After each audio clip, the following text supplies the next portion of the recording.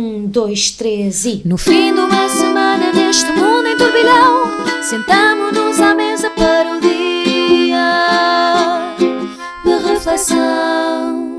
Olá, bem-vindos a mais um dia de reflexão aqui na TSF. Eu sou a Maria Madalena Freire e estou aqui apenas com João Maria Joné e Zé Pedro Silva. Maria Escaja não está por motivos de doença e pedimos as suas melhoras e digo, para mim, pessoalmente, ela faz muita falta. Como é que vocês estão? Para nós não nos faz. Exato, esse foi um bocadinho para mim. Para mim, Foi assim. Eu não posso falar para vocês. pois, Podes, faz. neste caso podes. Faz-nos Tens a certeza? Eu hoje posso falar por ti em tudo? Em tudo. Ok. Pronto, está feito então, está feito o programa. Está feito. Também podia ter ficado em casa. Estão bem ou não? Estamos bem. Deves a garganta? Eu penso que anda Mas tudo está um pouco- tempo estranho, não é? Tá. Um tempo péssimo. Essa é Começamos que com é. um boletim clínico, não é? Como nos tempos. É sempre que falta alguém, nós temos que ver se está Fazemos toda a um gente boletim bem. clínico, sim. E um boletim de meteorológico também. E um boletim meteorológico, porque isto o tempo está que não se pode. Está que não se pode. Está de chuva, começaram os santos populares, mas nós agora vamos ao que interessa, vamos ao café. Expresso abatanado, curto cheio ou pingado, duplo com cheirinho, sem princípios caldadinho. Há uns dias, José Sócrates fez uma entrevista na CNN e toda a gente se está a preparar para um comeback do ex-primeiro-ministro que por nada é julgado. Sei que Zé Pedro Silva está muito entusiasmado para falar dessa entrevista. Sei que tu disseste que eu podia dizer o que eu quisesse sobre ti hoje, certo? Pronto. ok. Está muito entusiasmado para falar dessa entrevista, está muito entusiasmado com o regresso de José Sócrates e uma potencial candidatura, se calhar, à presidência da República. Zé Pedro Silva, o que é que tens a dizer? Achas que a maioria dos portugueses estão contigo? Não, Portugal estará contigo amanhã, é o que diz a música. Obrigado, José Sócrates. Obrigado, José Sócrates. Não, eu acho que, como este país já nos provou que tudo é possível, termos um ex-primeiro-ministro que está acusado de vários crimes e o julgamento, pelos vistos, está para breve. Ou não, já houve tantos episódios, mas oficialmente está previsto para breve termos esse ex-primeiro-ministro como comentador da situação política nacional. Acho um bocadinho. Isto não tira o mérito do José Sócrates. Quer dizer, nós temos que separar um bocadinho as coisas. O José Sócrates é um político muito hábil e perspicaz e com grande intuição política. Isso está fora de questão, não vale a pena dizer o contrário.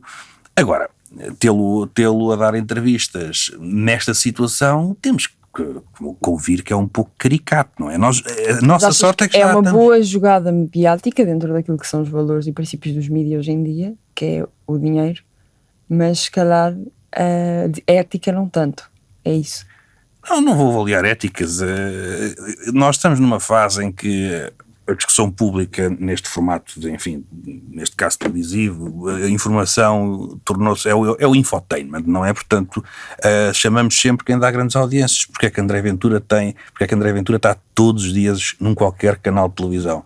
Porque dá muita audiência, quer dizer, imagina entrevistar a Horário Nobre, André Ventura ou a Inês Sousa Real, quer dizer, não se compara. Sócrates é outro que também dá muita audiência, não é? Se é para hoje eu dar a minha opinião, vou ter que defender Inês Sousa Real. Não, mas eu também não estava a dizer isto por mal da senhora, nem um pouco mais ou menos. E a verdade é esta, não é? Quer dizer, as pessoas estão à espera do soundbite, de qualquer coisa que seja mais assim picante, não é? E portanto, eu acho que essa é a razão para... José Sócrates é outra figura política que dá muita audiência, não é? E portanto, é por isso que é chamado, mais pela influência que tem ou que deve ou não ter. Vou só dizer uma coisa, o infotainment não é por si só uma coisa má. Se tu fores ver o conceito em si, é tornar a informação apelativa. O problema é que quando o info sai, pronto, eu acho que aí é o problema, que é o que acontece com a André Ventura. Não há muito info, há entertainment. Não, deixa-me só dizer isto, o problema não é isso. O problema é quando todo o espaço de opinião pública e discussão passa a ser só espetáculo. Este é que é o problema. Exato, então não tem o info, é o que eu estou a dizer. Sim, exato. Tu não és capaz, por exemplo, nós estamos a 3 meses de eleições autárquicas. Aliás, isto é um tema que até interessa nesta mesa. Estamos a 3 meses de eleições autárquicas. Haverá um minuto que seja para discutir autárquicas e que não seja só Lisboa e Porto, não é? Que seja Porto Alegre, que seja Faro, que Cascais. seja Mira, que seja Cascais. Porto já foi bastante Não haverá. discutido agora, Sabes não sei porquê? se viste dos cartazes de Manuel Pizarro com os símbolos da PlayStation. Não viste? Não, mas cartaz sempre temas um importantíssimos. cartaz com um triângulo, um quadrado e uma bola, tipo botões da PlayStation e ele a dizer que são os valores, pronto, dos jovens e não sei o quê, e que em breve vamos revelar o que é que isto quer dizer, e são cartazes assim. Pronto, mas esse é o problema. Vai ganhar. Estas discussões. Tipo, vai como é que se chama aquela Mas série também que toda a pode ser gente fica Game louca, que eu nunca vi, Não faço ideia. dos jogos, Squid Game. Exato, isso. Estás a lembrar disso. E tu, José Sócrates? Estás com o povo Eu não sou José Sócrates, sou Não. João Maria Joné. E estás com o povo Bom português, estás com o povo português, pelo menos o Twitter, porque o resto não sei, em querer o seu regresso, em olhar para ele como um Dom Sebastião, olhar para ele como um grande visionário, ou tens um bocadinho medo deste... Eu Yes. como bom oráculo que sou, previ esta situação, não é? Eu avisei que a partir do momento em que se normalizasse Luís Montenegro, José Sócrates começariam a nascer debaixo das pedras. Mas podemos comparar? Podemos, não só podemos, como eu já o fiz aqui. Aqui não, ainda não estávamos na TSF, se calhar se tivéssemos não me tinham deixado. Que aquilo foi um bocadinho coisa. Mas sim, se nós assumimos, e faz que o grande resultado destas eleições legislativas é esse, que a ética não interessa, não conta, José Sócrates tem campo aberto para arregaçar. Se eu quero, não. Se eu acho que ele devia estar sossegado, acho. Se os portugueses parecem estar a dizer, vinde, que isto agora é a bar aberto, disseram.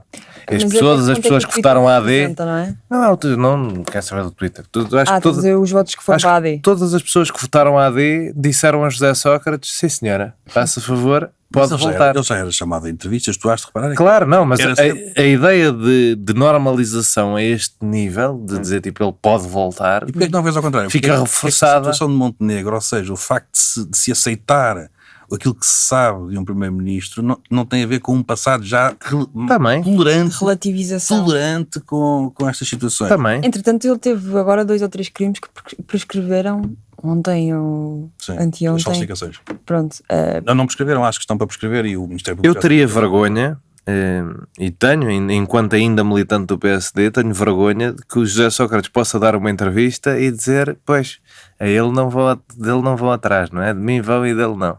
É um grau zero da representação do PSD, que pronto, não preocupa ninguém, não é? Porque o PSD é governo e vamos embora e é para a frente, que é para distribuir poder, e isso é que conta na política, e o resto é conversa, essa coisa dos valores é para meninos. Importante é fazer negócio e seguir em frente. Bem, vamos deixar então José Sócrates a refletir sobre o seu futuro político enquanto nós vamos à nossa reflexão. Vamos refletir. Rui Rocha, presidente da Iniciativa Liberal, demitiu-se do cargo há uns dias após uma reflexão sobre os resultados eleitorais. 9 deputados liberais ficam aquém, inevitavelmente, do resultado que a direita teve e a extrema-direita teve, nomeadamente o Chega, que conseguiu chegar aos 60 deputados após os resultados apurados da imigração. Bem, tinha aqui uma pergunta muito boa para a Maria, estou um bocado triste, mas vou ter que só perguntar ao Joné, portanto ele hoje vai ter mais tempo para falar sobre Rui Rocha, uma coisa que ele adora. Quem é que achas que pode dar seguimento ao trabalho do partido, se existe ainda trabalho para dar seguimento, se dá para salvar aquilo que Rui Rocha tem feito? Estagnou. Acho que dá para salvar aquilo que o Rui Rocha estagnou. Acho que o Rui Rocha foi um líder péssimo, que basicamente foi escolhido num processo de hiperelitismo hilariante, não é? Que é toda a gente, todos os betos de Lisboa da Iniciativa Liberal olharam à volta de uma mesa e pensaram: quem é que vai tornar isto um partido popular? É o gajo de Braga. E apontaram para o gajo de Braga e pronto, está a andar, sem se preocuparem com o facto de ele ter ou não preparação política, mediática para assumir um partido que queria crescer. E os resultados estão à vista. A Iniciativa Liberal em 2022, nas últimas eleições em que foi liderada pelo João Coutinho de Figueiredo, ficou à frente do Chega nos principais distritos do país, nomeadamente Lisboa e no Porto. E foi uma coisa que o Porto se orgulhou muito também na altura. Sim, e o que tu vês hoje em dia é a Iniciativa Liberal estagnada e o Chega com um tamanho gigantesco. E a Iniciativa Liberal passou as últimas 2 eleições legislativas em que o PSD apresentou um candidato a primeiro-ministro com inúmeras falhas que a Iniciativa Liberal tinha tudo para criticar. Sua origem no aparelhismo partidário, falta de ideias, falta de reformismo, questões possivelmente legais associadas. E a Iniciativa Liberal, pragmaticamente, disse, sim, pronto, não é ótimo, mas a gente também pode se entender, não é? Também não seja por isso que a gente não vai para o governo, ou que não pode, eventualmente, nesta mágica ideia da maioria absoluta PSD-IL, esse Dom Sebastião da direita, do centro-direita português. Houve muito esta conversa. Eu acho que a Iniciativa Liberal foi muito branda com os maus candidatos do PSD e com o mau posicionamento do PSD. Não foi fiel aos seus valores numa série de coisas óbvias, não só nestas sobre a classe política, ou seja, críticas que faziam ao PS e à classe política através do PS para o PSD já não faziam, portanto mostraram-se hipócritas, como até com alguns lives de liberalismo, como nesta ideia de querer passar para ter uma das leis de nacionalidade mais apertadas da Europa com 10 anos, para precisar de 10 anos no país para passarem a ser nacionais. Portanto, um desnorte ideológico, desnorte de valores, é uma péssima liderança que tem um único momento positivo, que é quando não é ele o candidato, que é quando João Coutinho de Figueiredo tem um ótimo resultado nas europeias, mas provando exatamente que há imensa vontade de votar na Iniciativa Liberal enquanto projeto e ideia, desde que seja fiel aos seus valores originais.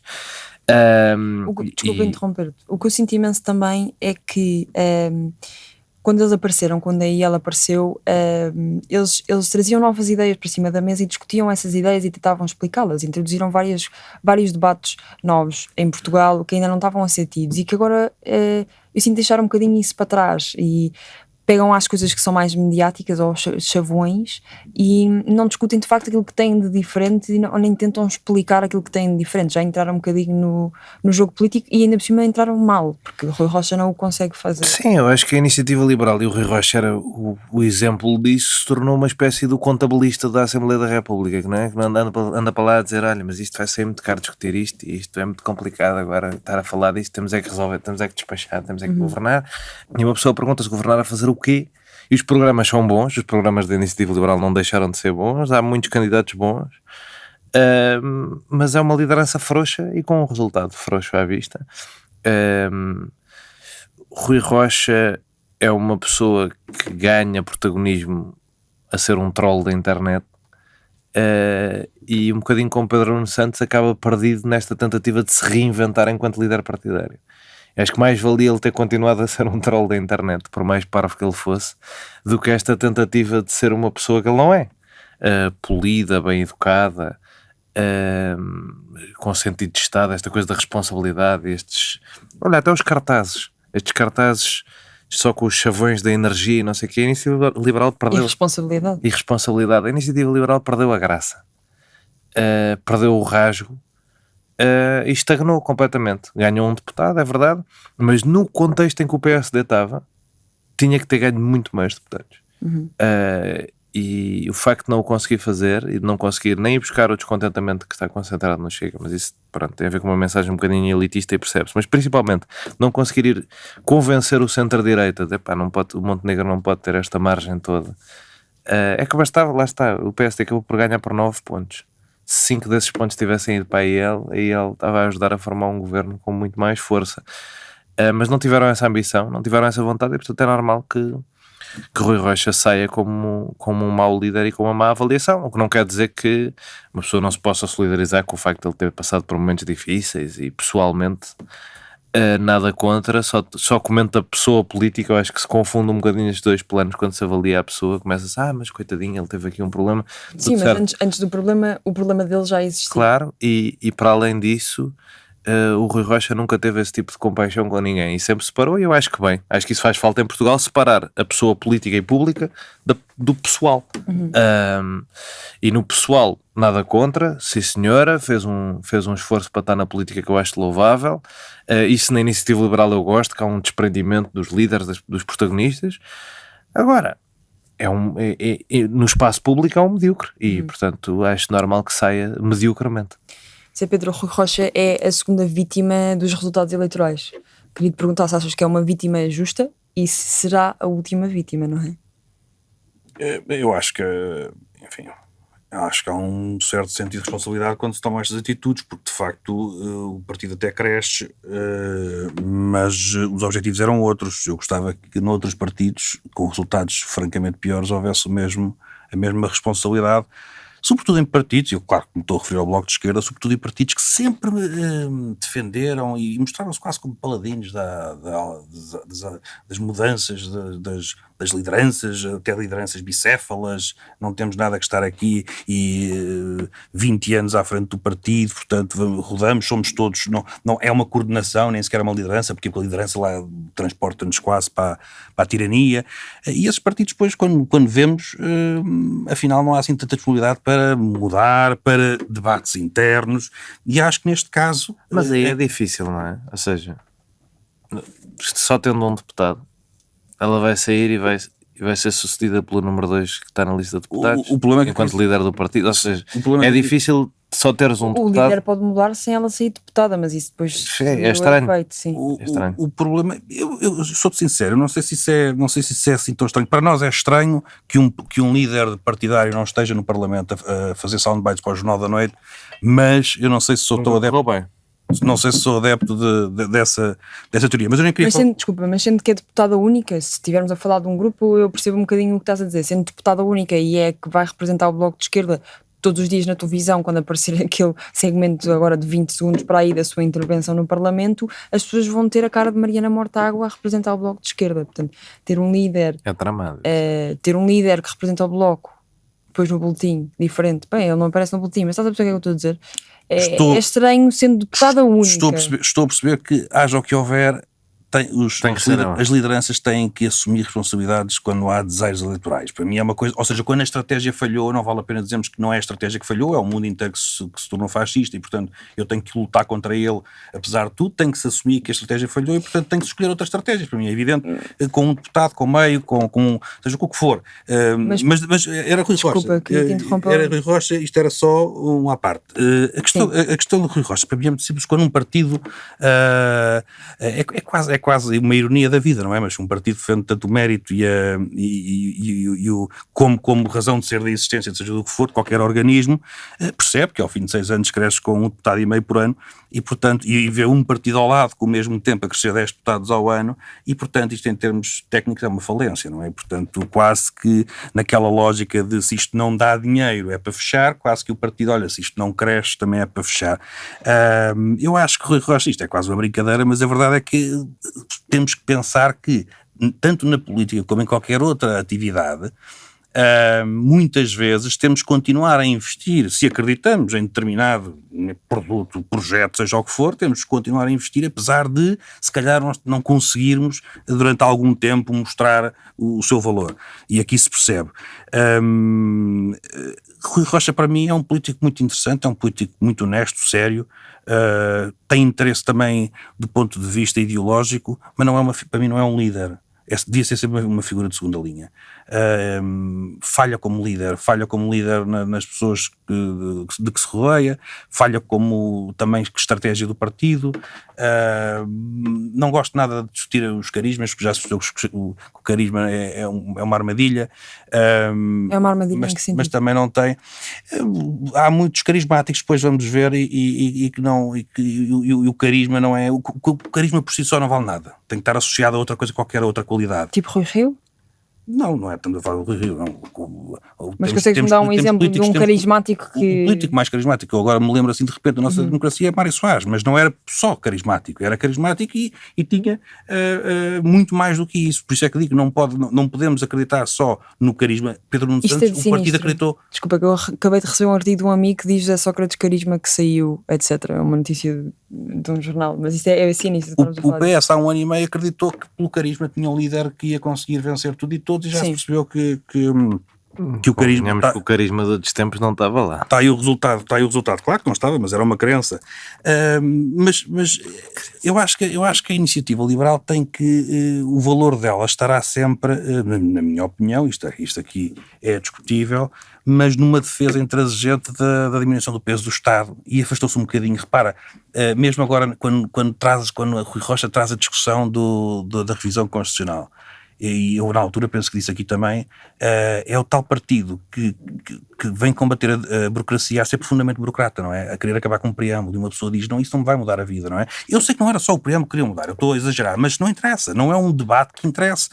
Eu dei aqui o exemplo da questão da conservatória, temos o exemplo agora do CEO da Cloudflare que veio dizer para o Twitter o desespero que tem, que quando enfrenta este Estado em inúmeras situações logísticas, e nós não podemos dizer, isso é um CEO, ele que vai lá então para a terra dele. Não podemos ser assim, temos que ouvi-lo e perceber que aquelas reclamações fazem todo o sentido. E a Iniciativa Liberal é o partido que, defendendo sempre a sua própria agenda, não é?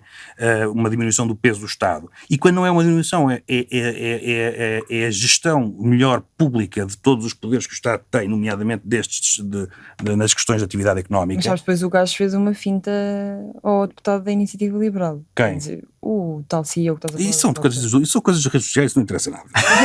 Tu é que falaste isso. Eu não sei qual é que é a finta. Qual é que foi a finta? Mas falar que mais impostos para os mais ricos e para as pessoas que vêm cá investir e etc. Mas repara, eu não... Eu não sei, pronto, o deputado da Iniciativa Liberal diz, vamos falar, não sei o quê, manda-me e-mail, podcast, entrevista, não sei o quê. Depois o gajo diz aquilo, ficou enfiado. Repara, eu não estou aqui a defender nem a Iniciativa Liberal, nem o deputado. O que estou a dizer é que o partido Iniciativa Liberal tem a obrigação de... Mas tu percebes que tens graça nestas coisas, ou não? Mas qual é que foi a coisa que eu não... Tu trouxeste o tema do gajo ter dito uma coisa no Twitter e depois a Madalena disse outra coisa. Tu, mas isso é rede. Não, repara uma coisa. A produção da rede Teve social graça. te Repara uma interessa. O CEO da Cloudflare faz uma coisa muito simples, que é desespera, como muitos investidores neste país desesperam, e muitos deles piram-se. Olha, E cidadãos comuns? Espanha está a rir-se à fartazana porque muitos investimentos fogem para a Espanha. E, portanto, Para a República Popular de Espanha. E ele faz a reclamação, mas deixa-me só explicar, ele faz a reclamação no Twitter, porque é o canal dele de comunicação. O que eu estou a dizer é que os deputados todos depois lá foram meter conversa com ele, e isso eu estou-me nas tintas, porque isso é palhaçada. Eu sei quem foi o deputado e foi para lá dizer que queria uma reunião, e ele disse, mandou-lhe um e-mail. Eu sei disso, mas isso não interessa nada discutir, quer dizer, isso é tretas. Eu digo, a Iniciativa Liberal, com o Rui Rocha, com qualquer outro que seja, tem que se agarrar a estes temas, porque aí o valor dela é este. E assim como o Chega conquistou 60 deputados com bandeiras muito importantes para a população, vê-se pelos resultados, questão da imigração, questão da segurança, com razão ou sem razão. A questão é que se agarrou a bandeiras em que teve sucesso eleitoral. O sucesso da Iniciativa Liberal, na minha opinião, está nesta luta. Porque, assim como temos preocupação junto do eleitorado com questões da imigração, com questões da segurança, com questões do progressismo, do wokeismo, do globalismo, assim como temos essas preocupações, há muitas preocupações ao nível do Estado e da burocracia, da justiça, e eu olho para a Iniciativa Liberal e digo, como é que eles não se agarram a isto? Porque eles também iam aos 60 e não é falar de se não perdessem eficiência... tempo a querer defender, a querer acabar com o caminho para o socialismo que está no preâmbulo. Sim, não é falar de E com as flat eficiência... tax, que também é uma questão que... Não é falar de eficiência à lá Milei, que também é com aquela porcaria da motosserra e não sei o quê, também isso não vai a lado nenhum. Portanto, eles também não podem abordar os assuntos como chega a abordar os assuntos, que é meio em tom de piada, meio em tom populista. Para a questão do médico que se aproveitou, dos médicos, pelos vistos são mais, que se aproveitou do sistema de saúde para ganhar 400 mil euros em 10 dias. Certo. Isto é um tema que a Iniciativa Liberal se tinha que agarrar com unhas e dentes. Porque isto prova o despesismo do Estado. E os impostos, independentemente de os baixarmos ou não, aquilo que as pessoas pagam é a questão do desperdício. Sim. Não é? Nós podemos dizer assim, se com uma melhor gestão, aquilo que se paga, porque repare, isto é quase como na Suécia, apesar da Suécia estar agora com a crise, mas isso é outra questão, mas isto é quase como na Suécia, tu pagas impostos altos, mas tu tens os serviços públicos todos a funcionar, mesmo, a escola, a saúde, tudo. E aí ninguém se queixa. O problema é quando as pessoas sentem que pagam impostos altos. Depois vêm-me dizer, mas não, para a média da OCDE, a carga fiscal, isso não interessa. Tu pagas impostos que são altos e depois não tens os serviços. Porquê? Porque pagas impostos altos, mas depois tens que recorrer ao seguro de saúde. Sim. Porque estás numa zona qualquer onde não há Serviço Nacional de Saúde. Porque isto, enfim, é como é.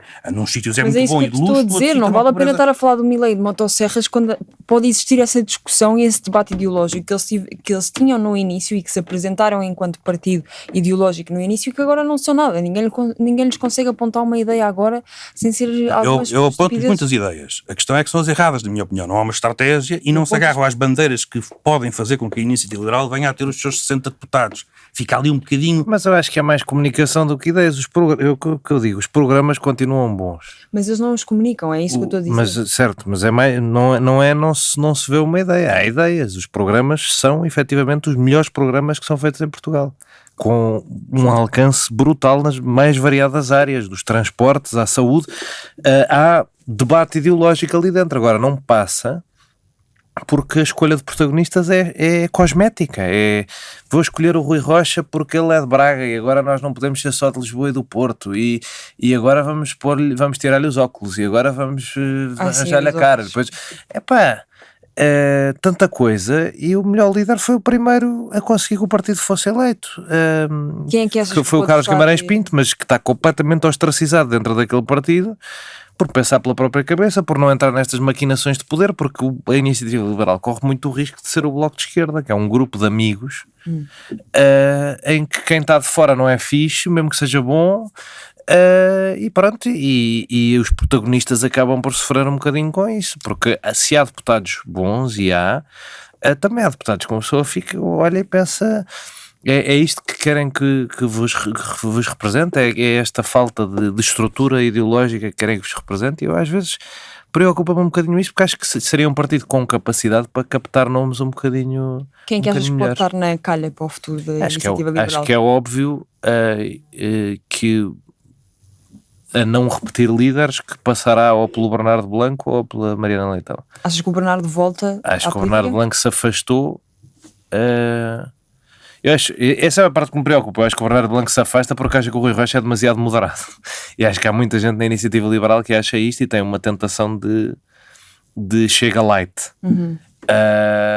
Mas também acho que há muita gente que não é assim na Iniciativa Liberal, os chamados liberais sociais, a malta mais ao centro, e acho que a Mariana Leitão seria uma boa representante disso.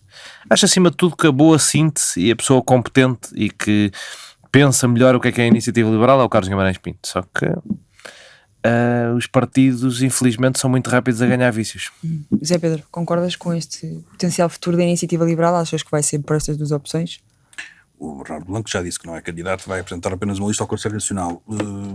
Eu acho que o sucesso do partido passava, sim, por Carlos Guimarães Pinto, Coutinho de Figueiredo, que são as grandes figuras, mas o problema é sobretudo de estratégia, de liderança também. Rui Rocha falhou e como disse há pouco, rodeou-se muito mal.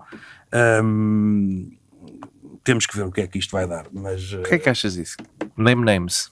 como diz? Name names. Porquê é que achas isso? Como diz? Mas Aponta o dedo. de Quem é que se rodeou mal? Rui Rocha. De quem? Quando tens saídas como Carla Castro, aliás, o regresso da Carla Castro, que para todos os efeitos era, na minha opinião, a figura que estava mais e que chegou-se à frente, foi à luta. Acho que tinha sido muito melhor líder do que ele. Como é evidente, portanto aí tens um exemplo, não é? E depois quando não aparecem nas listas é sempre o problema. Por isso eu disse há pouco, para mim Rui Rocha o problema dele é que é uma figura de segunda linha, não pode ser uma figura de primeira linha com decisão política, não é um líder. Cada um é para o que nasce, quer dizer, isto não tem que ser propriamente apreciativo. Nas segundas, terceiras e quartas linhas é preciso muita gente válida, competente, séria, Claro que eu acho que ele não é um líder. E nós conseguimos apontar isso em vários partidos. Temos pessoas como Pedro Delgado Alves, por exemplo, que está sempre ali ao lado, mas não assume a liderança e percebe que não tem o perfil para isso. E eu até acho que ele nem fala mal, mas pronto, temos várias figuras dessas, tanto na AD como no PS, como até no Chega. Pronto, agora no Bloco está sozinha, portanto não. Mas vamos agora passar pronto, continuamos na política nacional, mas vamos passar do Parlamento para Belém, ou para o futuro de Belém.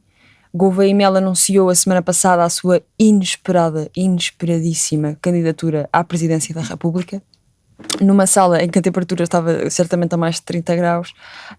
Juntaram-se personalidades como Isaltino, presidente da Câmara de Oeiras, e muitas outras personalidades que teriam espaço com Marques Mendes, não fosse esta candidatura de Gouveia e Melo. Já António José Seguro achou por bem também oficializar a sua intenção de se candidatar à presidência da República esta terça-feira. Também na CNN. A CNN está a dar muita atenção às presidenciais, tendo nos mais moderados, temos então aqui um combate nos mais moderados, entre aspas, que é como eles chamam, ou neutros, não sei bem como é que eles se cunham, mas temos Marques Mendes, Gouveia e Melo e António José Seguro, e esperamos por mais candidaturas que ainda estão para vir. Vocês sabem, o André Ventura já retirou a sua intenção de presidente da candidatura. Há quem diga que sim. Oficialmente não. Oficialmente não. Mas levou um chega para lá de Gouveia e Melo que dificilmente há qualquer hipótese de Que chega para lá. O Gouveia Mel na entrevista afastou-o completamente. Sim. Mas está mais a de o difícil. apoiar. Eu acho que vai haver um candidato do Chega que não o André Ventura, é o que está na calha. Mas não vamos falar desse senhor agora. Queria te perguntar, Johnny, o que é que esta candidatura de António José Seguro vem acrescentar a estas eleições? Se vai baralhar, se vai melhorar, se vai ser só absolutamente indiferente? Eu acho que António José Seguro se antecipa no sentido de querer ter o apoio oficial do PS, e percebo o medo de que o PS volte a ficar indeciso entre a sua ala direita e a sua ala esquerda, como aconteceu nas últimas duas presidenciais, em que a ala direita apoiou Marcelo Rebelo de Sousa em 2021 e em 2016 apoiou Maria de Belém Roseira, e a ala esquerda Sampaio da Nova e Ana Gomes, com resultados diversos, mas tem sido comum no PS essa divisão,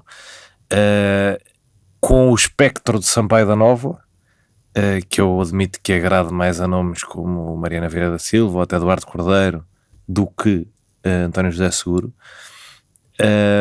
Eu percebo que ele se quer antecipar, mas foi um anúncio um bocado frouxo, ainda por cima era suposto ele falar na quinta-feira, portanto foi esquisito. Agora, se tiver o apoio oficial do PS, torna-se uma força relevante para uma segunda volta, assumindo que vamos assumir o tabuleiro como ele está mais ou menos, que é Gouveia Mel nos 30 e poucos %, Marques Mendes entre os 15 e os 20%, um candidato do PS unificado, ou do PS mais ou menos organizado, também consegue estar entre os 15 e os 20 e consegue disputar essa segunda vaga. Então achas que isto é melhor para o Gouveia Mel do que propriamente para o Marcos Mendes? Por exemplo, a candidatura de António José Seguro. Acho que é um espaço que não tinha que ser de nenhum, e pode ser bom para o Luís Marcos Mendes na segunda volta, porque já prepara o eleitorado do PS à esquerda para engolir um sapo, e portanto 1 ou 2 não custa tanto. E acho que é bom haver muitas opções. Acho que as presidenciais deviam ter muitas opções, porque são pessoas, e pessoas nós podemos identificar mais com umas coisas ou com outras, mas têm caminhos ideológicos diferentes a trilhar, e não é preciso haver só 3 ou 4 opções e todas mais ou menos parecidas, mais ou menos centristas. Acho que era bom aparecer Sampaio da Nova, acho que vai ser boa a candidatura da Mariana Leitão a acontecer, não sei se ela agora vai ser líder da IEL, portanto, mas Pode ser. não faço ideia, também pode ser na mesma. Não sei quem é que vai ser o candidato do Chega se não for o André Ventura, mas acho que essa diversidade é boa. Não sei o que é que o CDS vai fazer, estou curioso para saber se vai ser o único partido que apoia o Gouveia Mel, mas acho interessante esta... Gouveia Mel, na entrevista esta semana, disse que não queria apoio de nenhum partido. Sim, seja, mas podem fazer o que quiserem, ele não mas manda. Foi o que eu disse. Não mandem ninguém, podem fazer o que quiserem, podem dizer publicamente que me apoiam, mas que não terá essa ligação mútua. Claro. Acho que há muita coisa interessante para falar aqui, desde o Rui Rio como mandatário, de Gouveia Mel. que é engraçado a grande coligação de Gouveia Mel entre as pessoas mais antimaçónicas do país e as pessoas mais maçons do país. É o candidato da maçonaria e dos antimaçónicos ao mesmo tempo, o que mostra que é realmente o presidente de todos os portugueses. É unir Portugal. Sim, conseguiu de facto unir na mesma candidatura as pessoas que o Rui Rio quis perseguir e o Rui Rio. Mas eu não sei se muita gente reparou, eu acho que ele mudou o slogan, porque pelo menos o que tinha aparecido antes das pessoas que o apoiavam era honrar Portugal, e agora mudou para unir Portugal. Não sei se ele, é menos fácil. Se ele já desistiu de honrar Portugal, é que é só mesmo unir. Zé Pedro, queria-te perguntar se isto complica ou facilita a tua decisão no boletim de voto, ou se ainda estás muito ponderado, dado que é quase, está aí à porta, não é? A eleição, e continuamos a falar dela. Sim, mas eu já estou um bocado cansado sempre de revelar os meus votos, e até porque... Tu nunca revelas, eu acho que ninguém sabe no que é que tu Claro votas. que sim, claro que sim. Eu sou, aliás, completamente contra essa história do voto ser secreto, quer dizer, isso é uma coisa... Tu achas que a pessoa devia gritar enquanto está a fazer cruz? E sobretudo contra o voto ser secreto nas eleições da mesa da Assembleia da República, que é uma coisa que eu acho curiosa continuar, que permite estas dúvidas misteriosas, esses enigmas, quem é que não votou na Casa da Democracia tem que votar. Mas tem graça, porque aparentemente fez com que gajos do Chega não votassem no candidato do Chega. Pois, Tu lembraste de uma notícia engraçadíssima de ontem, desculpa, que foi o CDS teve que eleger o seu líder parlamentar ontem no seu gabinete, em que estavam 2 pessoas. Estava Nuno Melo, o presidente do partido, estava Paulo Núncio e o João Almeida, não é? Sim. E depois outra pessoa. E pronto, havia só um candidato para líder, que era o Paulo Núncio, e eles tiveram os dois que fazer uma cruz no Paulo Núncio, pôr os boletins na urna. Depois uma senhora do partido que foi convidada a lá estar, abrir a urna, tirar o boletim, ler e dizer Paulo Núncio É um procedimento. procedimento. Olha que no CDS, Por amor de olha que no Deus. CDS as é eleições, absolutamente ridículo. as eleições da liderança da bancada podem ser mesmo muito divertidas. Já houve Não, o que na eu gostava é história, que são as mais divertidas tivesse havido de todas. ou um voto nulo ou um voto branco. Isso Houve seria uma célebre hilariante. história até de uma caneta, mas enfim, isso agora, este não é um podcast de história. Sim. Não queres revelar o teu voto? Isto complica ou não a escolha para os portugueses? O que é que tu achas? António José Seguro, Gouveia Mel, Marcos Mendes, e aqui isto tudo um bocado no mesmo campo. Eu não ponho Gouveia Mel muito no mesmo campo, mas ele diz que sim. Repara, há pouco eu dizia, e vou começar por aí, há pouco eu dizia que nós não estamos a fazer aquela discussão que devia ser feita porque temos daqui a 3 meses umas eleições e estamos já a falar nas presidenciais, que ainda falta um bocado, não é assim tanto, mas eu costumo dizer que o ouro da política está na política local e nós ignoramos-la, portanto nós só queremos saber Primeiro-Ministro e Presidente da República, mas eu digo isto porquê? Porque há tantas variáveis até lá, ou seja, a força de Marcos Mendes vai estar com certeza ligada ao sucesso do governo ou não em janeiro de 2026, não é? Quer dizer, se o governo tiver pujante, se as pessoas estiverem todas satisfeitas, reformas, controle da imigração, dinheiro nos bolsos, tudo isso, o candidato apoiado pelo PSD vai para ali fora e consegue disputar uma segunda volta. Acho que as pessoas ligam tanto uma coisa a uma Não tenhas outra. amadas dúvidas, porque as eleições são muitas vezes usadas, e também as presidenciais, como cartões amarelos, quer dizer, isto é as europeias, as presidenciais, é tudo usado como cartão amarelo, para dizer estamos descontentes, não estamos, porque, quer dizer, para o grosso do eleitorado não vão estar aqui a discutir muito estratégias dos diversos candidatos. Tudo vai depender um bocado da situação e da conjuntura nacional e internacional. Gouveia Mel faz uma entrevista. Gouveia Mel para mim parece o André Ventura elegante. Eu digo isto porquê? Porque para mim parece o projeto populista que nós temos nas presidenciais. Um projeto político da área do populismo. Uns dias é mais atrevido e diz que eu dissolvo parlamentos de governos que mintam. No dia a seguir aparece a CNS com uma postura muito mais moderada. E isto fez-me lembrar André Ventura, porque de facto tem também Mas aqui pode ter menos cálculo, tem não é? estas luas. Pode ter mais vácuo. Sim, pode ser mais porque ele nem está-se a decidir ainda. Em muitas coisas, já lá vou, em muitas coisas, mas esta postura, há dias ouvia, e tenho que ver ao Sérgio Sousa Pinto, que estava a dizer que o comentariado preguiçoso que diz que que Gouveia Melo é populista, eu não vejo nada nele que seja populista. Quer dizer, o culto da personalidade faz uma repreensão pública aos seus militares insubordinados, tem aquela questão de proteger o povo daquilo que é a política, que ele próprio disse que se algum dia lá fosse parar se liquidava, porque os termos que ele usou nem devem ser usados em público, como se sabe, são termos que não devem ser usados, e o grande Presidente da República, candidato a Presidente da República usa. Portanto, esta ideia, isto é... Eu gostava só de dizer que é muito engraçado que Sérgio Sousa Pinto usa a expressão comentariado preguiçoso. Não só por ele não trabalhar no Parlamento há 15 anos, não tem uma proposta legislativa há 15 anos, mas pela postura dele. Ele está com sono a fazer as coisas. Portanto, achei mesmo engraçada essa expressão do comentariado preguiçoso, quando é provavelmente a pessoa com a pinta mais preguiçosa de Portugal. Eu sempre achei que ele odeia fazer aquilo que faz. Tipo, literalmente, eu vejo isso. Ele está a odiar estar ali, eu não percebo que ele faz isto ele próprio. Mas pronto. Mas se calhar é por isso, é por ele ser tão preguiçoso que ele não notou essas coisas todas que o Zé Pedro disse. Não foi ver. Certo. Por estarmos a falar do Almirante, às vezes começamos aqui a navegar. Diz Gouveia Mel, já não há Almirante. Acabou-se. Eu digo tens de dizer de várias formas, mas a questão é esta, quer dizer, o sucesso dele, ele tem que perceber isto, aliás, no seu aconselhamento político devem-lhe dizer isto, o sucesso que ele tem, ele está nas sondagens como está, porque está na onda populista, internacional, mundial, olha, globalista. Ele representa, esse é o sucesso dele. Ele que não pense que as pessoas querem votar nele porque o tal Dom Sebastião que ele recusa ser. Esqueça. Ele representa alguém fora da política e a política está completamente mal vista. Há uma revolta nas ruas, uma revolta serena, como sempre, mas essa revolta manifestou-se em 61 deputados do Chega e, portanto, Gouveia... 60? 60. Normalmente. 60. O Gouveia-Mel representa essa linha política e isso é completamente, não vale a pena discutir. Nesta entrevista aparece muito mais moderado, muito mais centrista, lá está, entre o PS e o PSD, seja lá o que isso for, não é nada, mas depois completamente confuso. E uma das para mim, aquilo que foi mais gritante foi quando diz que, porque repara, nós temos que pensar o que é que está para trás em termos de mandatos em Belém.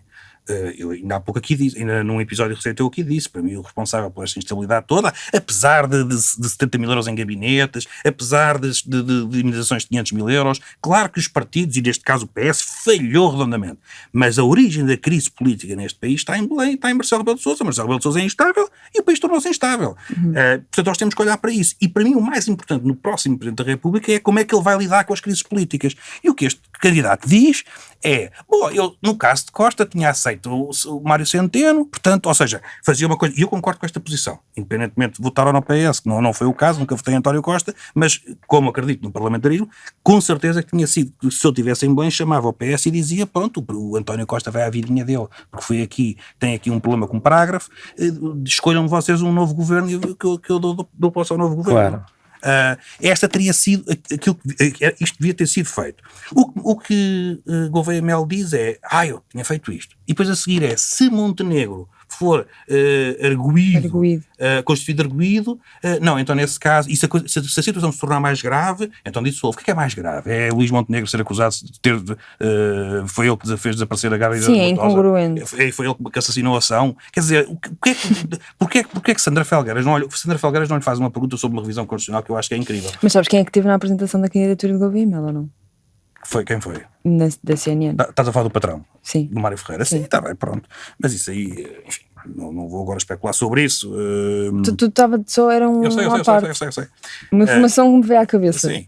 Mas repara, esta não é confrontado com uma questão de revisão constitucional. Um Presidente da República, repara, tu podes ter candidatar à Presidência da República, porque, por exemplo, confias na Constituição. E nunca, porquê? Porque tu vais jurar cumpri-la e fazer cumprir. Portanto, se porventura a Constituição muda, por alguma razão, tu podes não querer estar nesse papel. Eu demito-me, abdico, exonero-me, não sei qual é que é a figura do Presidente da República, se correr pelo próprio. Mas, portanto, a pergunta mais importante também para estes candidatos neste momento é, num cenário de revisão constitucional, em que alterem, porque são questões da prisão perpétua, por exemplo, ainda aqui discutimos no episódio passado, e ele não foi confrontado com isto. Sobre os outros assuntos, para mim foi confuso, é sempre um ninho. Sim, essa é uma ótima questão. Mas eu queria te fazer uma outra dúvida que também posso estender ao João, que é quando é que um candidato presidencial consegue não ser populista? Como é que, sendo que é um cargo que executivamente deixa a desejar, não é? Como é que tu fazes uma candidatura não populista para a presidência da República? Mas o populismo aqui neste caso não é demagogia, ou seja, o populismo neste caso é uma corrente que existe e é quando tu beneficias quase de uma divisão na sociedade e no eleitorado, nós e eles, não é? Dos políticos corruptos e maus que eu quero. Não é só por aí, não é? Não, aí tu é pegar em respostas simples a problemas complexos e venderes. Não, mas uma candidatura não tem que ser assim. Eu acho que as candidaturas têm que se definir quanto a estes. Nós temos que olhar para o passado recente do Palácio de Belém e temos que perceber, por exemplo, outra pergunta que Sandra Felgueiras fez, que foi perder tempo porque havia umas mais importantes. Se vai haver casos como o das gêmeas com o Almirante Gouveia-Mel, quer dizer, com todo o respeito por Sandra Felgueiras, está a esperar que algum candidato diga sim, por acaso, olha, eu até tenho lá umas pessoas... Estava aqui a pensar é perder tempo, quer dizer, as entrevistas são tão curtas e ainda estou a perguntar se vai haver casos como as gêmeas. Esta nem foi assim tão curta. Eu sei que era uma armadilha, que era para ele espetar um ferro em Marcelo, mas nós temos que acabar com esta discussão pública que é espetar ferros uns nos outros. Quer dizer, eu estou ali à frente de um candidato, eu tenho que explorar aquilo que ele pensa e o que é que ele fará nos determinados cenários. Não, e o que é que vai acrescentar ele espetar um ferro ao Marcelo Rebelo de Sousa, não é? É uma capa de jornal que acham que vai vender mais. E os soundbites e peças de telejornal. E nós temos que aproveitar isso. Não, mas aquilo é um movimento, vamos ter isso em atenção, é um movimento que em parte é dos lesados de Marcelo Rebelo de Sousa, não é? As pessoas que estão chateadas com o Marcelo Rebelo de Sousa, portanto também se percebe, para galvanizar um movimento tu tenhas que dizer não, mas não gosto nada do outro. Aliás, quando ele disse aquilo, lembra-me aquele discurso do Passos em que ele diz que não quer um catavento como candidato presidencial em 2014, e acho que há ali uma coisa de passismo naquela maneira dele ser, mas sim, concordo que muito mal apartado na entrevista. E aí temos que ir a José Rodrigues dos Santos, que esta semana se defendeu, e defendeu-se muito bem, porque a questão é esta, os políticos, os candidatos, isso têm que responder às perguntas. Quando um candidato fica ali naquela, a questão do, por isso é que eu também digo que é André Ventura com elegância, porque as questões da vida, não é? Para a vida, mas depois depois diz uma coisa absurda que é, mas a questão do aborto está perfeitamente está resolvida na sociedade portuguesa. Está muito enganado, não só pela questão dos anúncios que agora correm por aí, como a questão dos prazos. E só para dar um contexto, desculpa para quem está a ouvir, o Gouveia Melo teve a entrevista na CNN com Sandra Felgueiras, depois de apresentar a sua candidatura, em que se disse contra a eutanásia e que teria que, o Tribunal Constitucional teria que continuar a averiguar a situação, mas diz pró-vida, só que o assunto do aborto está resolvido na cabeça dele e que é um não assunto agora para o país. Na sociedade, não é na cabeça dele. Sim, na sociedade, está resolvido na sociedade. Algo que eu também concordo, não é por haver anúncios ou pessoas a querer despertar que a trazer o assunto ao de cima. Há um partido com 60 deputados que pode vir trazer revisões legais que alterem todas as condições, portanto, quer dizer... Sim, mas tu estavas a falar do outro idiota. Certo, mas é uma questão, um candidato a Presidente da República não pode dizer que uma questão que não está resolvida, porque ele quer que ela seja resolvida para não ter esse problema, e por isso, por isso é que eu digo que nas entrevistas tem que se procurar obter respostas, não se pode deixar que saiam dali com tempos de antena, em que disseram o que lhes apeteceu, têm que dizer aquilo, nas entrevistas têm que dizer aquilo que não lhes apetece. Exato. Não é o que lhes apetece. Sim. E o que se passa é que vão para as entrevistas, dizem aquelas coisas e tudo chega, tudo satisfaz, tudo está bem, olha, e não pode ser. No caso do Gouveia Melo, eu olho para aquilo, porque repara, quando tu há pouco me perguntavas em quem é que eu vou votar, eu posso votar em Gouveia Melo, eu posso votar em Marcos Mendes, tu não perguntaste em quem é que eu ia votar. Perguntei-te se isto ia facilitar ou não o teu voto. Pronto. A candidatura de António José Seguro. Pronto, eu poderia votar em Gouveia Melo, eu poderia votar em Luís Marcos Mendes, eu poderia votar em António José Seguro, que já o defendi várias vezes e continuo a fazê-lo, e acho muito bem que tenha avançado. E tem aqui uma hipótese de capitalizar todos os votos do centro, algum centro-direita e o centro-esquerda. Portanto, acho que foi... Acho que ele só vai ter votos de centro-direita, mas pelo que eu vejo... centro-esquerda não eu acho que foi uma excelente decisão, mas isso aí temos tempo para discuti-lo. E por isso interessa ouvir os candidatos. E eu vejo Gouveia Melo e digo, então pronto, vamos cá puxar por ele. Por acaso isso tem graça, não é? É uma espécie de umas presidenciais só com candidatos líderes de grandes partidos que não conseguiram ir a legislativas, que é uma categoria curta de gente. Faltam Menezes, não é? Sim. Marcos Mendes não foi a legislativas, não. Não. Podias fazer. Eu gostava de apelar à candidatura do Luís Filipe Menezes. É tipo Liga dos Últimos, só pela graça. É um bocado. A Liga dos Segundos. É um bocado o resto, não é? Da classe política. É quem sobra. Sendo justo, nessa categoria também cabe Marcelo Rebelo de Sousa. Também cabe, pois. E com uma AD que falhou, ainda por cima. Ora bem, mas tem graça. Mas eu queria te fazer uma pergunta. Se tivesse a oportunidade de entrevistar Gouveia Melo, o que é que seria 2 ou 3 perguntas que lhe farias? Olha, tenho uma importante, que é qual é a diferença entre socialismo e socialismo democrático e social-democracia. Ok. Preciso muito que ele me responda a essa. Depois gostava de lhe perguntar o quê? Gostava de lhe perguntar qual é que é a posição dele em relação ao sistema de alianças de Portugal e principalmente à participação de Portugal na NATO, quanto é que se pode contar com os Estados Unidos ou não, para saber se ele tem alguma coisa fora da K7 que eles aprendem lá em Bruxelas nas coisas da NATO. Duvido. Mas sendo que ele também se candidata para vencer Donald Trump. Era isso que eu ia dizer, ele foi apanhar ao Bloco, ele também queria apanhar votos ao Bloco a dizer... Essa frase a candidatura de Donald Trump motivou-me, deixou-me a pensar um bocado. O que é que ele acha? Porque é que ele não gosta do Trump? Sim. Qual é a razão Mas a malta dentro de Henrique Gouveia Melo para ele não gostar do Trump? São as nossas? Ou são umas que só ele é que tem?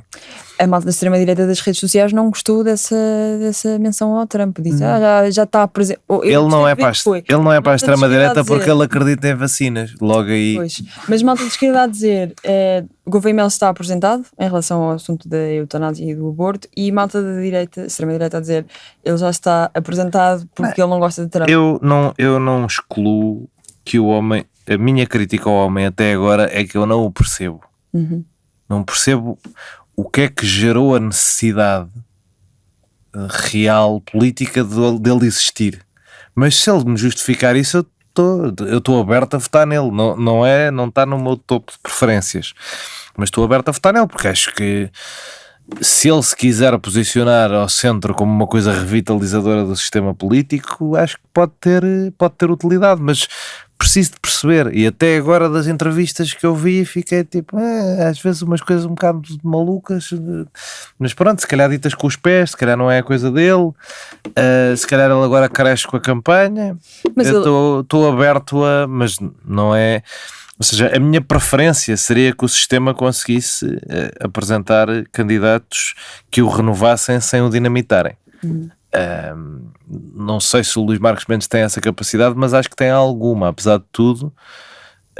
Esta coisa do revanchismo contra o Luís Marcos Mendes, principalmente dentro do aparelho do PSD, cria-me alguma simpatia com o Luís Marcos Mendes, porque há muitas pessoas do PSD que não gostam dele porque ele acabou com determinadas coisas que foi bom ter acabado, nomeadamente o PSD ter candidatos que fossem arguídos, e essa questão de expulsar o Isaltino, expulsar o Valentim Loureiro, teve imensa coragem. Perder a Câmara de Lisboa porque havia uma suspeita de corrupção, teve coragem.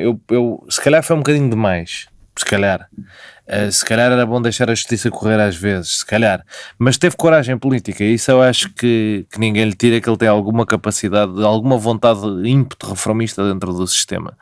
Mas lá está, são candidatos imperfeitos como todas as pessoas são, e portanto estou aqui em avaliação.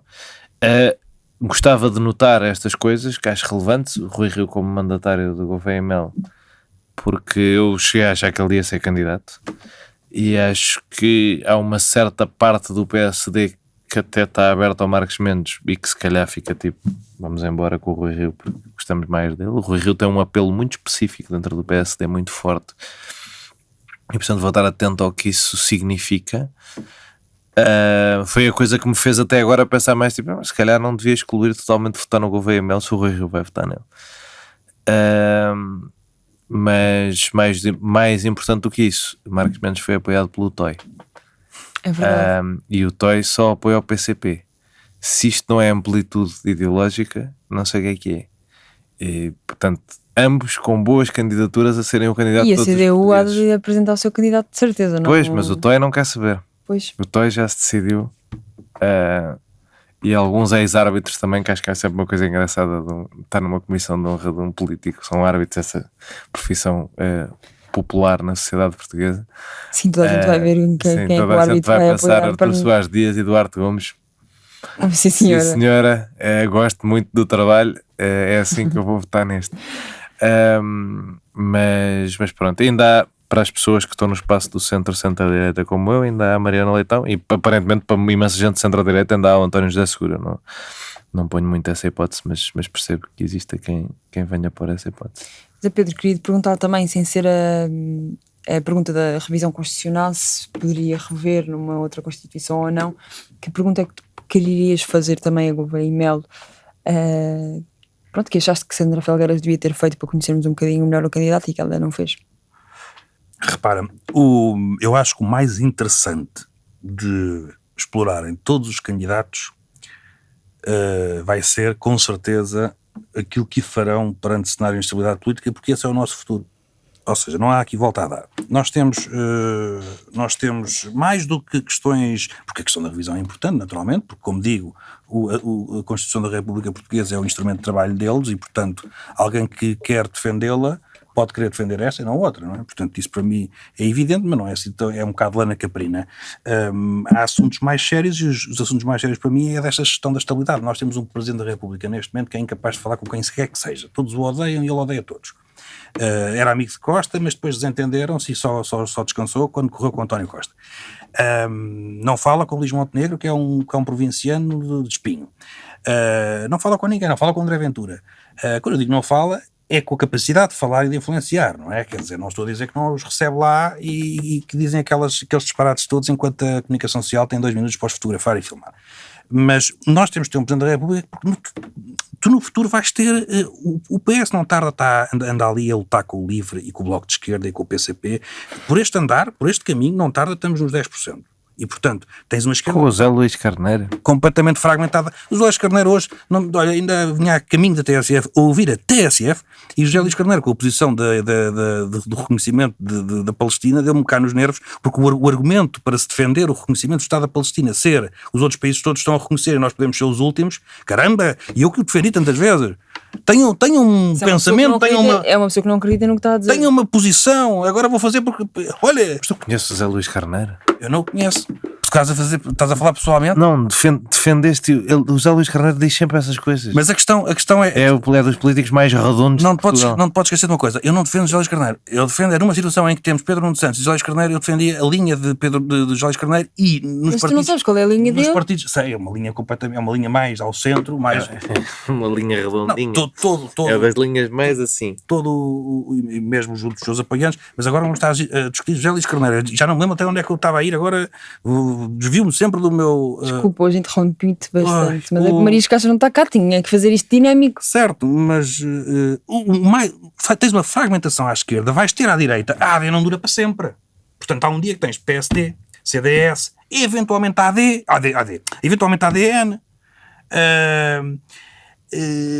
tens também o JPP, quer Se dizer, este país fosse um país com um sistema proporcional de gente, como a Holanda, já havia 3 deputados do ADN. é Acho difícil. que era uma coisa bem Mas divertida. a Holanda também vai agora para eleições também. E bem, E bem, sim, mas estão sempre a discutir, que é bom. deixa-me dizer, portanto, temos uma fragmentação que nunca, quer dizer, quando André Ventura agora diz rompemos com o bipartidarismo, mas isto agora vai ser o Zeca partidarismo, quer dizer, isto vai ser partidos aos pontapés. E o que será necessário em Belém, para mim, sem dúvida alguma, é um chefe de Estado, alguém que tenha a capacidade de diálogo, de entendimento, de resolver conflitos, de não criá-los, como é o caso do atual Presidente da República, porque a estabilidade é de facto um valor essencial, sobretudo num país que está, como o nosso, não é uma máquina oleada que corre. A Bélgica teve meses sem governo, meses, acho que chegou a anos, sem governo e correu lindamente, mas estamos a falar de países, quer queiramos, quer não, estão organizados, funcionam como um relógio suíço, não precisam quase de governo.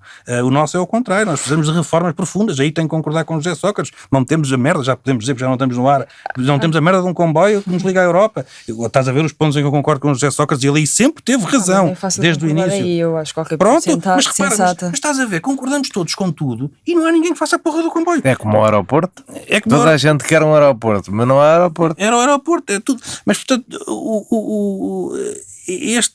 o país não funciona. Olha, como diria o Pedro Nuno Santos, que também foi de vela numas eleições, quando disse o que é que não funciona? E as pessoas todas a rir-se.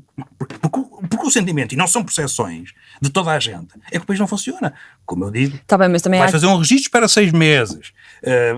O país não funciona. Percebes? E, portanto, é preciso, e se não tiver governos, agora de quantos meses estivemos sem governo? Com um governo de gestão que com certeza só esteve preocupado Ai, foi já com não me campanhas. lembro. Pá, aí 3 meses? Sim. Isto para nós é fatal. Nós não somos a Bélgica. E, portanto, o que eu vou ver num Presidente da República em todos os candidatos é a capacidade que terão de conseguir falar com, Mesmo se o governo fosse PS, tu irias querer essa estabilidade?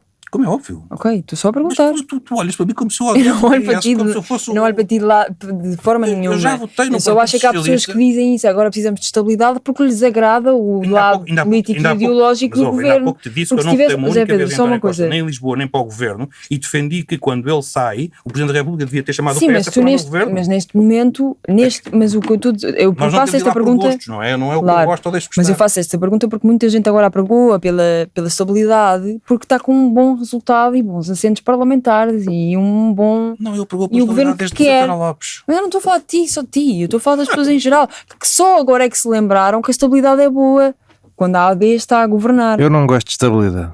Pronto. Acho que vocês são todos um bando de fascistas, mais essa conversa da estabilidade.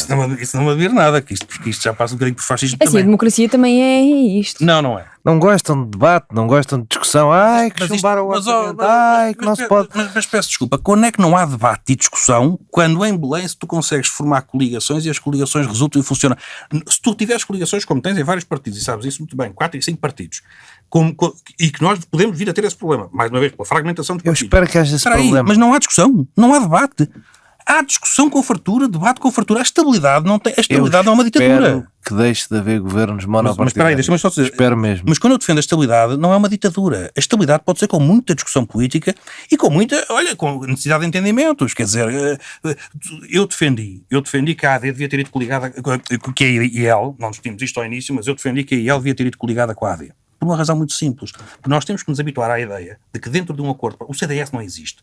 Porque uma pessoa pensa na AD e depois pensa assim, qual é que é a posição política do CDS? Alguém sabe? Eu não sei. Não faço ideia nenhuma. Zero. Estão lá... É tirar o teor ideológico, entre aspas, para quem está a ouvir, do programa de cidadania. Não, vão parar ao governo que é para ter uma... Não, mas foi isto que eu reconheci ao CDS e foi esta pasta que eu me lembro. Uma Secretaria de Estado da Administração Interna, um Ministério e ficam contentes. Mas não há ali nada. Não há um desígnio sequer. Tens o Nuno Melo na defesa, isso Pronto, não é pouco. então que eu estou a dizer, mas não passa disso. A IEL não.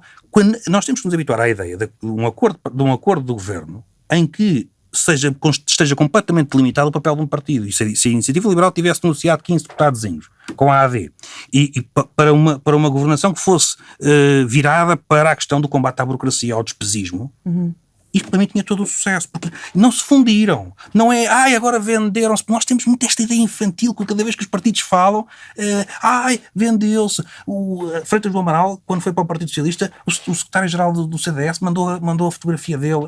Cresçam. E, portanto, esta questão de um Freitas do acordo... Amaral nunca foi para o Partido Socialista.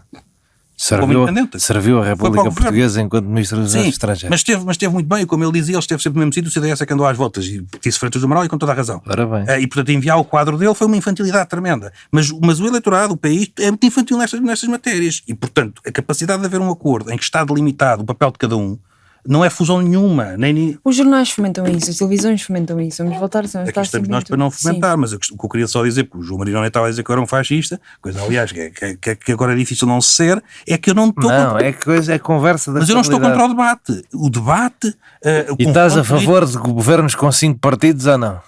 Eu acho que é uma inevitabilidade. Mas tem que ir, depois das eleições, tem que haver conversas de coligação sobre o programa e haver cedências, olha, como na Holanda. Claro, mas isso pode ser pós-eleitoral. A imaturidade democrática de Portugal para mim é isso, é essa coisa de vão-se vender, vão para o tacho, vão não sei o quê.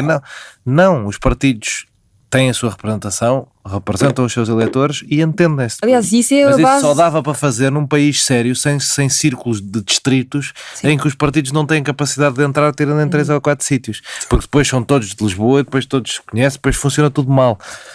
Portanto, era acabar com esta coisa dos círculos e fazer uma coisa como na Holanda, que é totalmente proporcional, que se há 230 deputados... Cada partido tenha mais de 0,5%, mete um deputado lá dentro. E depois, pronto, havia deputados. A base da democracia é isso. Havia deputados do ADN. Tanta gente que votou no ADN e não está no Parlamento. Sim, claro, de acordo, mas tu não vais mudar o sistema até lá. E por isso é que, mas podiam mudar a lei eleitoral. Podia. Ainda por cima, agora que se supostamente acabou o bipartidarismo, podiam acabar o momento certo, a lei eleitoral do bipartidarismo, não é? A lei eleitoral que produziu o bipartidarismo. Mas não querem, porque agora querem beneficiar eles da lei eleitoral do bipartidarismo. De acordo. Se não tinham ficado atrás do PS e não queriam. E é justamente nesses pontos que uma pessoa pensa que para os candidatos presidenciais que têm este poder, como não tem nenhum outro, quer dizer, como não tem um presidente, cada um tem as suas... Claro, vão valer 50%, ninguém vale 50%.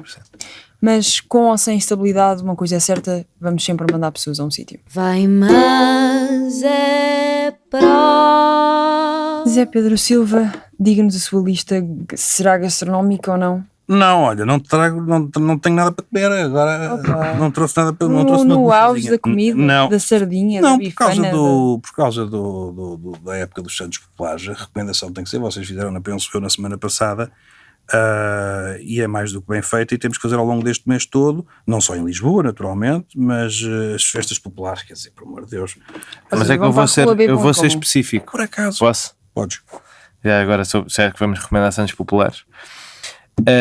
O programa das festas do Eira está sempre muito bom e esta semana não será exceção e começa amanhã, hoje há chutes, mas já não vou a tempo de recomendar porque as pessoas vão estar a ouvir chutes em vez de me estarem a ouvir na rádio, mas amanhã aqui em Barreiros, depois da manhã a GNR, para a semana a Padre Guilherme, sempre muito forte, a Namora, Papillon e depois o resto eu recomendo para a semana. Mas o que é que temos mais? A Ruth Marlene em Tires, que também é uma coisa de valor, dia 8 de junho. E para quem gosta do Estádio da Luz também há DJ Kamal em Tires, mas eu não gosto.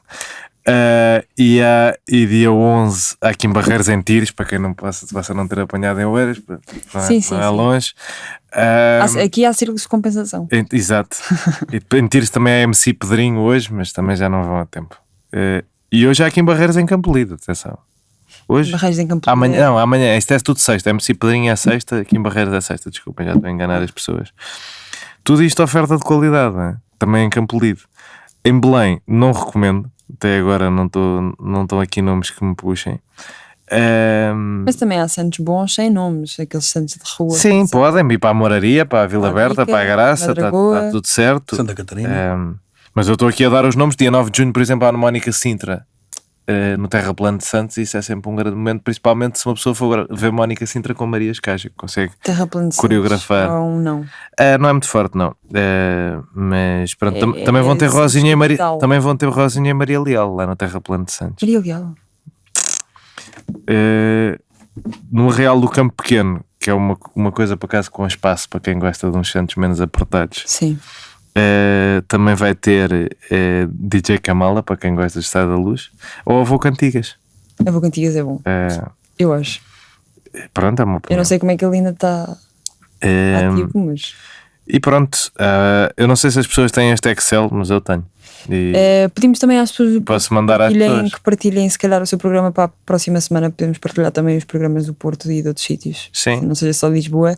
Mas para o Porto é só na semana de 23. Por isso é que eu estou a dizer, para a semana. Eu ia sugerir que, fruto dos tempos, então e se chamássemos aos santos populares, santos populistas?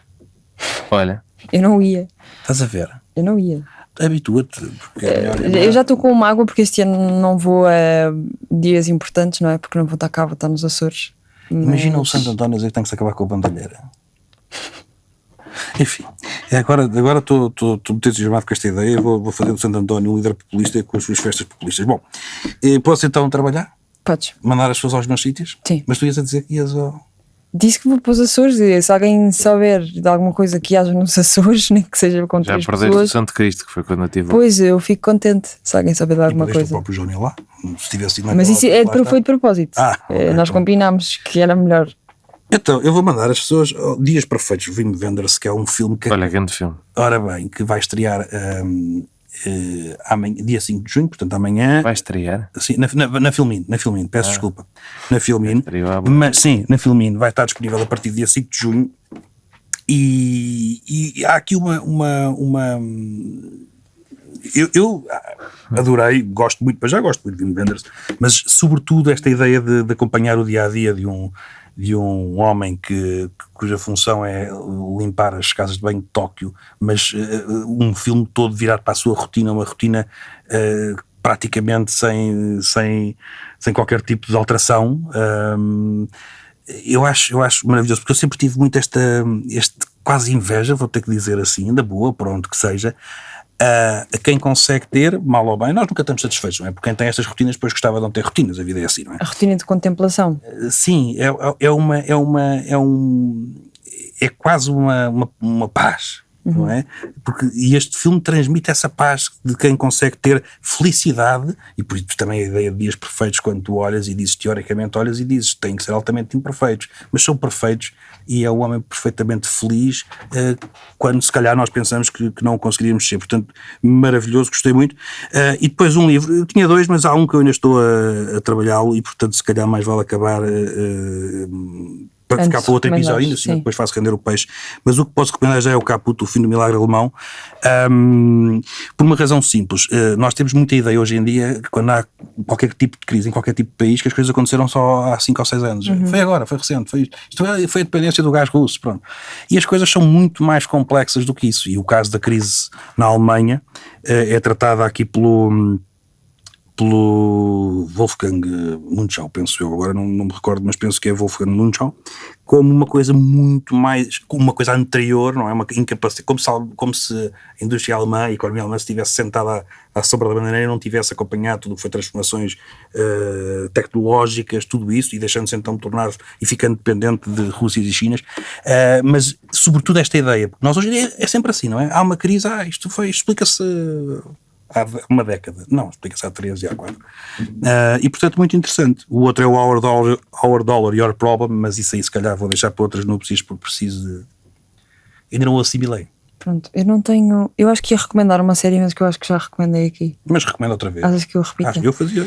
Porque acabou agora a 4ª temporada de Hacks, que está na HBO Max, acho que é chama-se outra vez HBO Max e não só Max. Tem 4 temporadas, é daquelas séries um bocadinho ainda antiga, que sai um episódio por semana, tem 40 minutos e sai uma temporada por ano, que é raro de acontecer hoje em dia. Uma temporada por ano com 10, 12 episódios e ainda com 40 minutos. É uma série de comédia, mas que também aprofunda várias reflexões. É uma diferença geracional entre duas mulheres, uma mulher Gen Z e outra Baby Boomer, que é uma comediante e tenta revitalizar a sua vida de comediante através das piadas de Gen Z da escritora que contrata, mas também é giro de ver porque é uma série que dá um papel a uma mulher mais velha, podemos dizer sénior, para lá dos 60, 70 anos, que hoje em dia não acontece muito. Uma mulher com essa idade ter um papel principal e uma preponderância tão grande numa série tão popular. Vão ver, chama-se Hacks, tipo hacker, HBO Max. E obrigada por nos terem ouvido, obrigada por estarem aqui, acompanhem em todas as plataformas, obrigada à TSF. Eu não digo até para a semana, mas eles dizem, podem dizer. Até para a semana. E beijinhos. 1, 2, 3 e. No fim de uma semana neste mundo em turbilhão, sentamo-nos à mesa para